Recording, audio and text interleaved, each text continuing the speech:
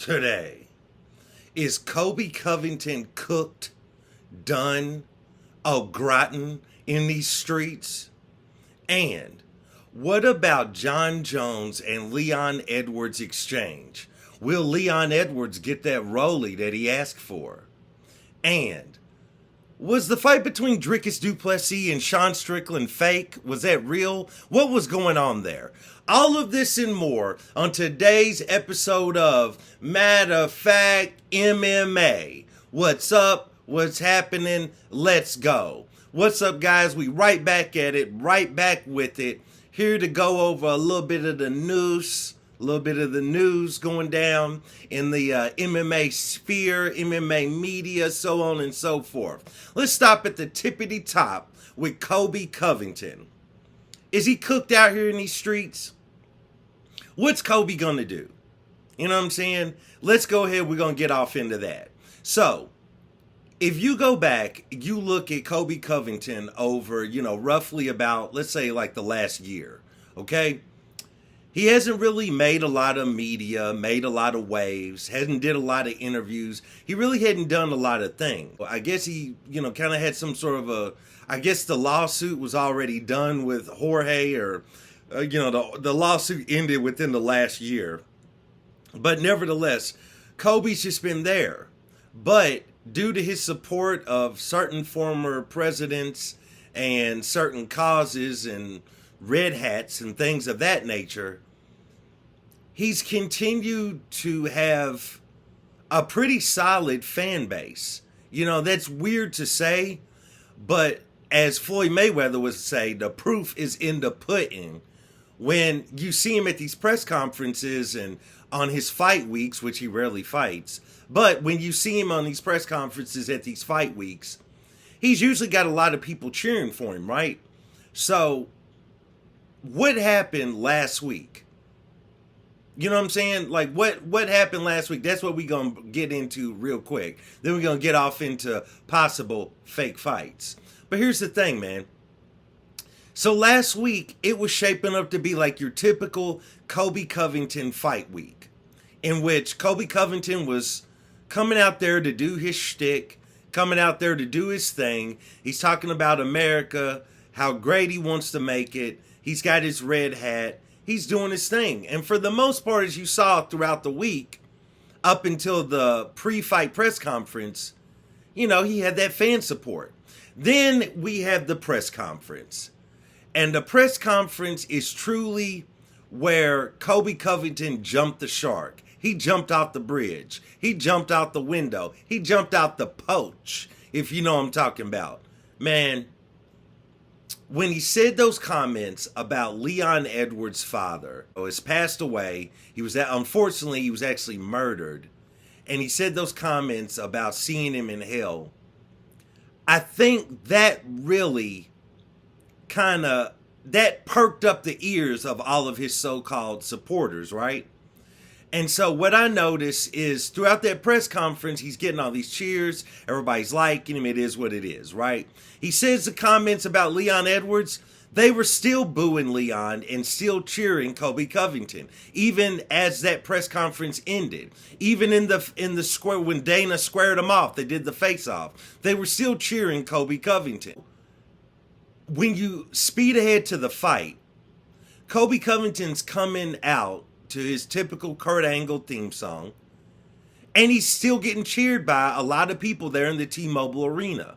Leon Edwards comes out. He's still getting booed by a lot of people there in the T-Mobile Arena, right? So, again, I'm like, okay, this is pretty much kind of your typical Colby Covington setup. Then the fight starts, right? And all of this, what I'm getting to is, this has all been a chain of events in 1 week that I think, for lack of a better term, the jig is up for old Colby Chaos Covington. You know what I'm talking about? Because you have the fight, and in the fight, Colby really didn't do anything. He tried to, implement his wrestling around the 4th round or so, but Leon Edwards was ready for it. And even though Colby got him to the ground, Leon scrambled, and then he wrestled Colby. right? As I talked about in my previous video. So, Colby never really got started. You know what I'm saying? Now, Leon didn't necessarily do the damage to Colby that we all wanted him to do, but Colby never got started in this fight. Then the next thing you know, he finally gets Leon down for a decent amount of control time in the 5th round, but it's too little too late. You know what I'm saying? So the fight ends. So here's the thing. The fight ends. That's it for Colby. That's it for Leon. Leon retains the championship. Now, this is key. So, Leon goes to give his speech, right? And I noticed that the boos, it kind of went down because y'all just watch this man beat your guy from pillar to post. Now, respectfully, because he didn't do the damage we wanted him to do to Colby. But he won the fight. Joe Rogan's interviewing Leon. He says a couple things. He talked about how tough this fight week was and everything. And in that moment, I think the crowd really felt for Leon Edwards. They really felt the fact that this man had to keep all of this anger, all of this rage, everything in check. Because one wrong move and Colby Covington takes your title, takes the food out of your family's mouth, so to speak. Bro, you can never live that down. As well as Colby Covington ain't going to give you no rematch. And if you look at a lot of the guys that Colby's beat, they've never lived that down. Especially, like, look at Tyron Woodley. You know what I'm saying? Tyron Woodley lost to Colby Covington in the middle of BLM going on. He loses to Colby Covington. Tyron Woodley, focus on winning the fight. Because what ended up happening is you had this swell of support, and then you go out there and you take a horrible L to Colby. And then you try to lie and act like your rib messed up. I remember watching that fight, and Tyron Woodley screams out and is holding his side, and he's acting like he popped his rib. Bro, you didn't pop no rib, bro. You knew you was getting ready to take that L, and that was your way out. Just to get me out of here. I mean, you know what I'm saying? I mean, Colby literally beat Tyron Woodley from pillar to post.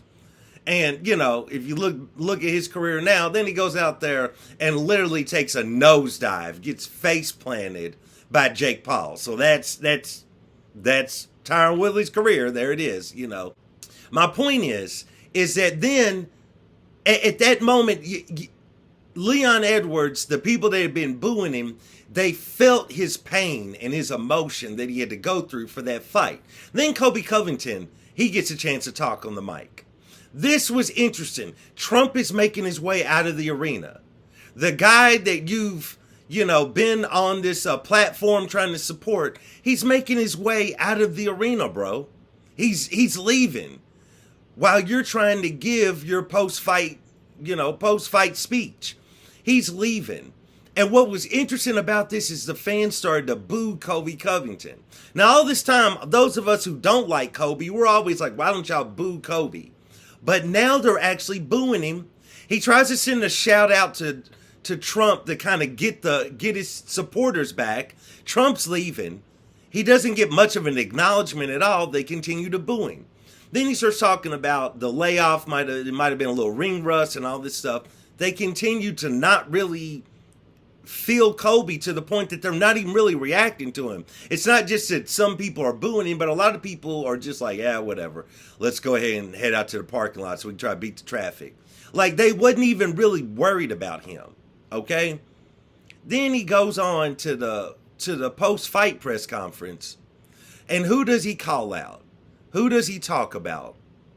Who does he call out? He calls out Wonder Boy Stephen Thompson. You know what I'm saying? 40-year-old, 39-year-old Wonder Boy Stephen Thompson, who just took this horrible L to Shafkat. And that's who he calls out for his next fight. And you're like, where's the challenge to go up to middleweight to fight Sean Strickland? Where's your talk for Bilal Muhammad? Where's your talk for Shafkat? You know what I'm saying? Where's your talk for Ian Gary? You know what I'm saying? I mean, that's just off the top of my head. Where was your call for the rematch for real? A serious call for a rematch against Leon. I mean, you wouldn't get it, but still. And I found that to be very interesting because it looked like to me, all in 1 week, something that we have all waited and wanted to see happen to Colby Covington happen by his own hand. Colby's taken plenty of losses. He's never even beat Kamaru Usman. So, I mean, he's taken plenty of high-profile losses. And those of us that dislike him always look at him and he always bounces right back. And he still gets his fan support. You know what I'm saying? The problem with Colby is this point was made on one of the MMAfighting.com podcasts, and I believe it was made by Damon Martin. Shout out to Damon Martin. He made the point that Colby Covington truly, what he would really like to be, the person he would love to be, is Sean Strickland. He wants to be that cutting edge guy that says cutting edge things, that means it, that comes from his heart, and that can back it up, and people respect it. They might not agree with it, they might not like it, but they respect it.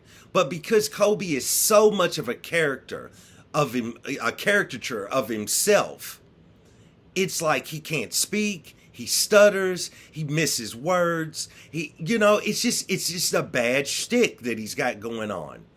And if he could ever find some sort of guidelines, like I can say a lot of crazy stuff, but I can't go too far this way. I can say a lot of crazy stuff, but I got to keep it within these guidelines, so it works. But when he made those comments about Leon's father, that did him in. And then it did him no favors when he already didn't deserve the title shot. He takes a horrible L. It wasn't even close. Leon he was definitely trying to beat him, but Leon wasn't really taking him to the woodshed, so to speak. And then you call out Stephen Wonderboy Thompson. And even Dana White, who's always in Colby's corner. You know what I'm saying? He's always supporting Colby. You know what I'm saying? Even Dana wasn't, he says, it looked like to me he spent too much time out of the octagon. It's like, so I don't know what he's going to end up doing. I don't really care what he's going to end up doing. But I found that to be interesting because I think he finally went a little bit too far. I'm not here to argue or anything as far as the comments that he made. I know some people feel like it's the fight game, so you can say whatever. But I'm talking about for Colby's base, I believe he probably took it just a little bit too far and it didn't work. Another thing I wanted to address. Let's talk about Jon Jones and Leon Edwards. So, if you know your history, Jon Jones and Colby Covington used to be roommates together back in college. And of course, fast forward to now, they absolutely hate each other to the point where Jon Jones refused to share the same pay-per-view card as Colby Covington, right? So I'm checking my Nizzotes on my Fizzone, but so this is what Jon Jones had to say to Leon Edwards after the fight. I thought this was quality, more so on Leon Edwards. He says, Leon Edwards, I couldn't be more happy for you. As an American champion in this game, I salute you, and that was truly a job well done. Let me know if I can gift you a motorcycle or something for Christmas. Feel like I owe you one. Okay, this is a cool little sentiment by Jon Jones. Shout out to my guy, Leon Edwards. Leon Edwards comes back with respect to the GOAT. It was easy work. It means a lot coming from you. I don't ride bikes, but I will take a rollie though. Shout out to Leon Edwards, bro. If a rich man is trying to give you a gift, make sure it's a gift that you really want and you really want to use. John, go cop it, pack it up, wrap it up, and ship it to the UK. Leon Edwards needs his rollie because not only did he defend a welterweight championship against Colby and keep us from living in a chaos world with this loser walking around as the belt, but he also, without any doing of his own, might have finally got that Colby Covington fan base to kind of dwindle away, kind of float away in the wind. So shout out to Leon Edwards. Shout out to Jon Jones. Jon Jones, you better send him that rollie. If you don't send him that rollie, then you public enemy number one. Oh, it's wrong side. Anyway, let's move on. The last thing I wanted to cover. Dricus du Plessis and Sean Strickland get into a fight out in the crowd at UFC 296. Here's the thing, man. This should just be real quick. That fight was staged. That fight was fake. Come on. That fight was staged. Here's a couple key things. First off, the UFC puts the camera on both men, and they're kind of acknowledged by, I believe by John Anik in the audience, and he's kind of acknowledged them, and they're showing them, there's a few fighters behind them. Volkanovski is over there, and, Gilbert Burns, at least his children was there. Cheeto Vera's in the background. And you see, as the camera is going off of Sean Strickland, there's a weird vibe when Sean Strickland stands up and Dricus is behind him. There's like a weird vibe where it's almost like there was nothing. Dricus didn't do anything to Sean Strickland to make Sean Strickland stand up and instantly want to fight him. It wasn't like Dricus thumped the back of his head or thumped his ear like back in high school. Bink! You know what I'm saying? It wasn't like he threw a paper ball at his head or nothing. He didn't do nothing to him. He was making faces behind him, but he didn't really do nothing to Sean Strickland. And Sean Strickland casually stands up, waves to Gilbert Burns' children to kind of move over to the side, and attacks Dricus. Now, Dricus somewhat looked surprised for a split second, but if you go back and look at it, I wish I could show you all the video, but YouTube be tripping, and they be tripping, so I don't want to get the video pulled down or nothing. But bro, Dricus looks like he's barely shocked, though. It's a barely shock, you know what I'm saying?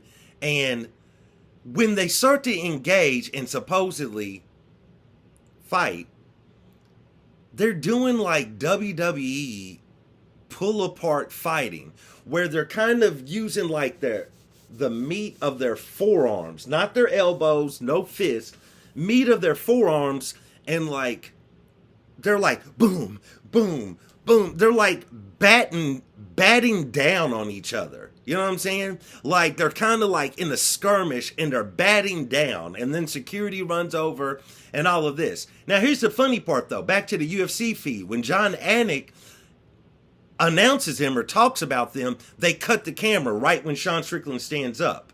Then the issue happens. I believe Joe Rogan said something about it. I think there's a fight in the crowd or whatever.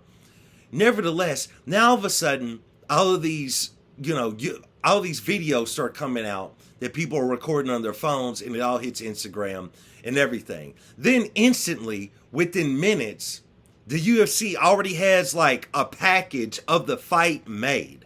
Like it's already there. Like, you know what I'm saying? Something that Chael pointed out. Shout out to Uncle Chael in one of his videos.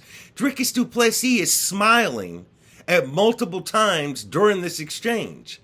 And I feel like this is a real life fight between two trained fighters. You probably wouldn't be smiling.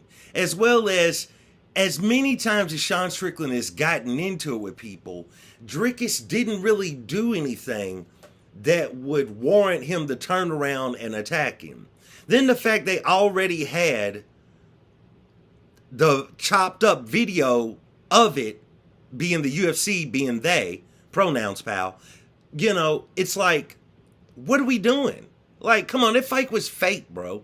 Then, in the post-fight press conference, Dana White is asked about it, and he's like, yeah, that whoever that was, that guy was a real idiot that set Dricus du Plessis next to Sean Strickland, and that idiot was me. Oh God, I can't believe this. And you're like, Dana. You know what I'm saying? When somebody really messes up, you got to say their name. You got to get lower each time with it. Dana. Bro, don't have us believe that you just randomly set these two next to each other and I can't believe they got into a fight. I didn't know this was going to happen. Man, that whole thing was staged. That whole thing was staged to sell that pay-per-view in Canada. Shout out to them, because I know they got to sell that. Because, I mean, Rocky Pennington and Mario Brandon Silva ain't gonna get you the buys that you want. You know what I'm saying? So they got to sell it. But I mean, come on, bro. Like, that fight was staged. That fight was fake. Dana didn't even sound genuine that he was really alarmed by these two getting into it. Probably because he probably kind of might have slid him a little payola on the low. And he's just like, look, I need for y'all to make some things happen. When you see the cameraman go like that, that means the camera's off. That's when Sean, we need for you to stand up, turn around, and do your thing. And I think Sean Strickland was probably a half a second too quick because he was standing up before they cut the feed. And also, I mean, when it's getting ready to go down, I mean, no one wants to hurt women and children, but when it's really getting ready to go down, I don't know if you really have the time to just be like, okay, move the children to the side. I mean, I respect it, but still. So nevertheless, bro, I don't know about that fight. That was full-blown WrestleMania. But, I don't know. If y'all get a chance, y'all go back, y'all look at that video. Zapruder filmed that video and take a look at it because there might have been a little bit of shakiness, a little bit of fakeness going on, a little bit of Lee Harvey Oswald involved in that if you know your history. Nevertheless, I appreciate you guys for joining me for another episode of Matter of Fact MMA. And I'll check you next time. Peace.